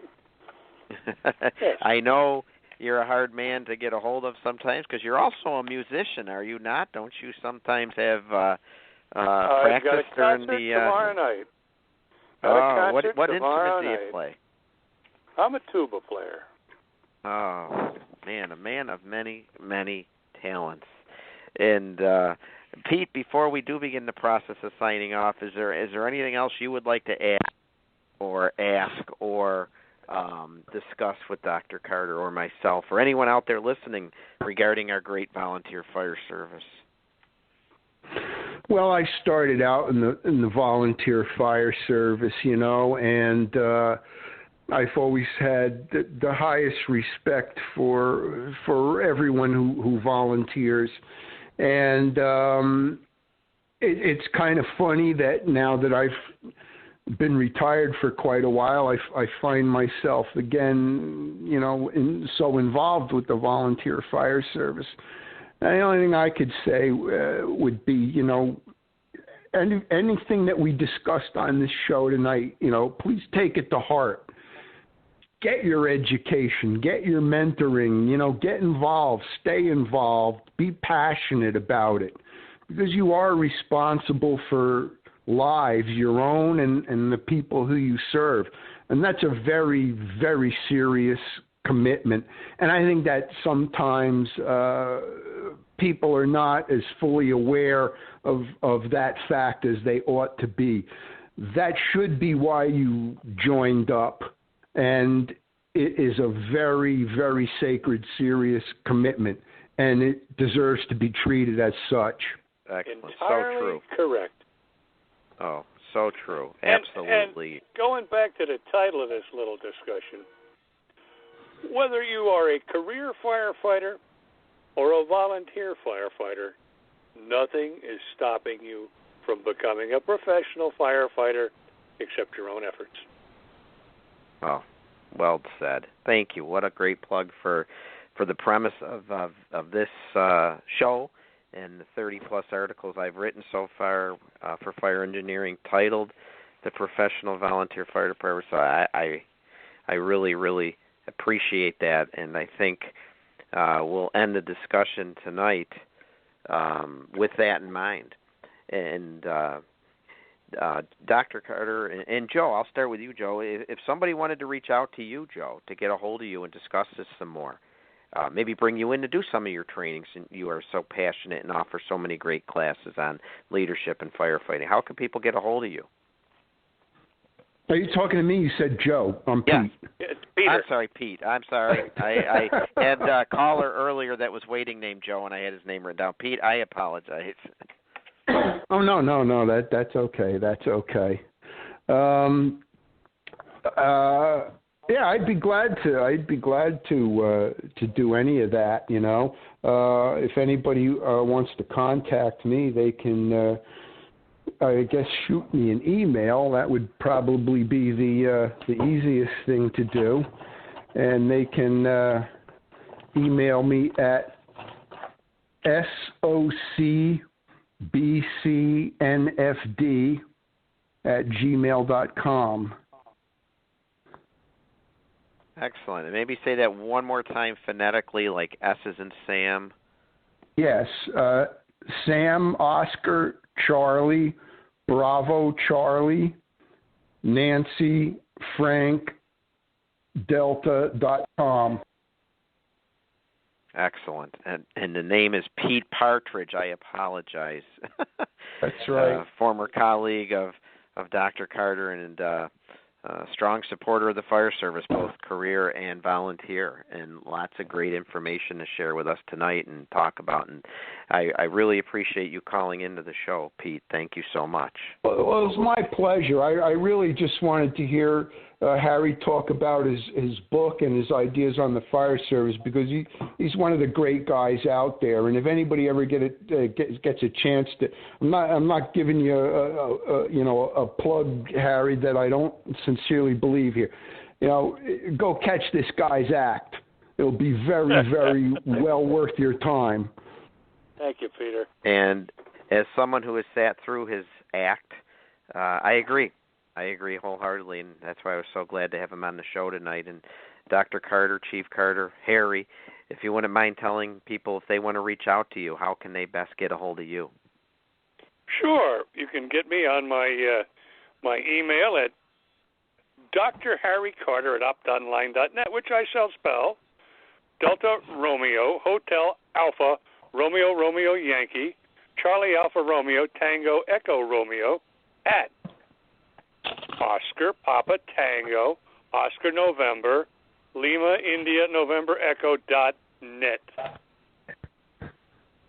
Fantastic. And so many great classes that you offer, so many great articles you've written, so many great books that you've written, such as the book we barely scratched the surface of tonight. So I will be reaching out to you again to see if I can schedule you again to continue the focus on running a volunteer fire department, because, again, as we sign off tonight, we spend so much time focusing on training, tactics, strategy, firefighting, and that is so important.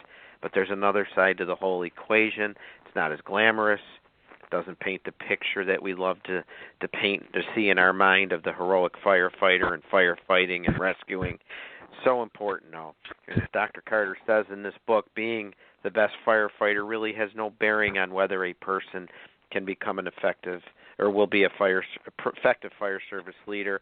Back in the day, we simply assumed the best and the brightest would rise to the top, be the best fire chief, and really it's been going on for generations without a thought to budgeting or interpersonal relations or long-term planning. And what excitement is that in there in that anyway, but as we pointed out tonight, it is so important.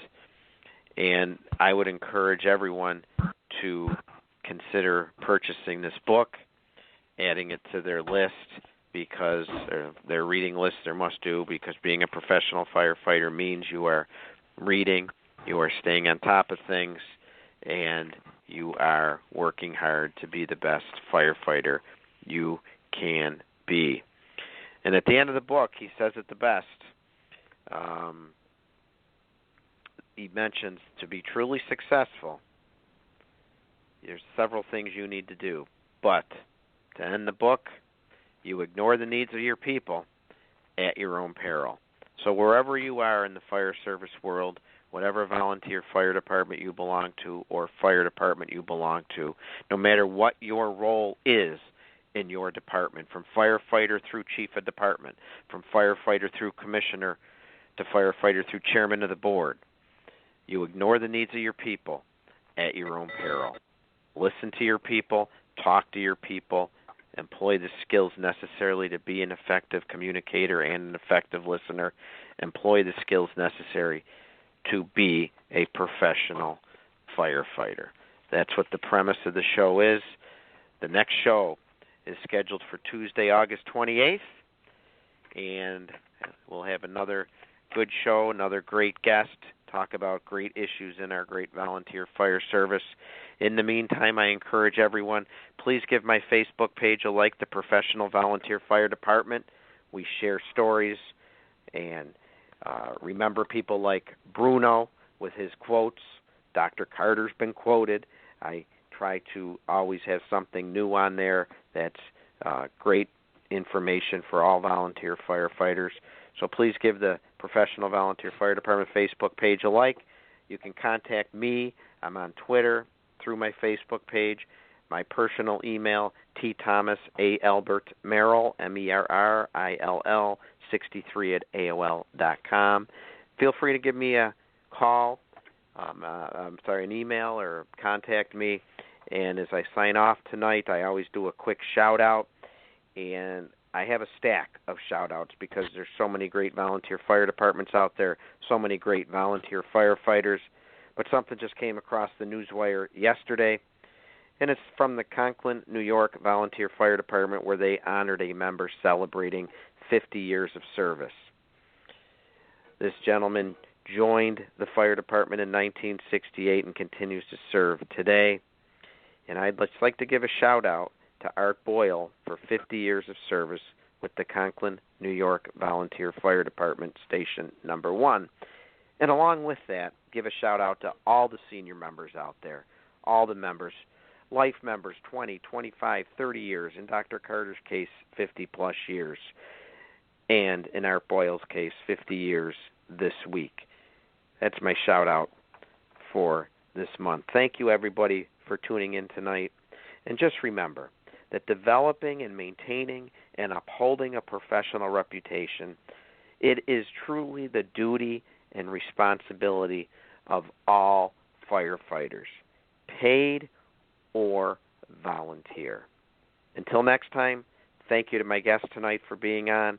Thank you to Fire Engineering and Bobby Halton for allowing me the honor of doing this show and supporting this show. Thank you to you for listening, and everybody, please stay safe. God bless. Thanks to all.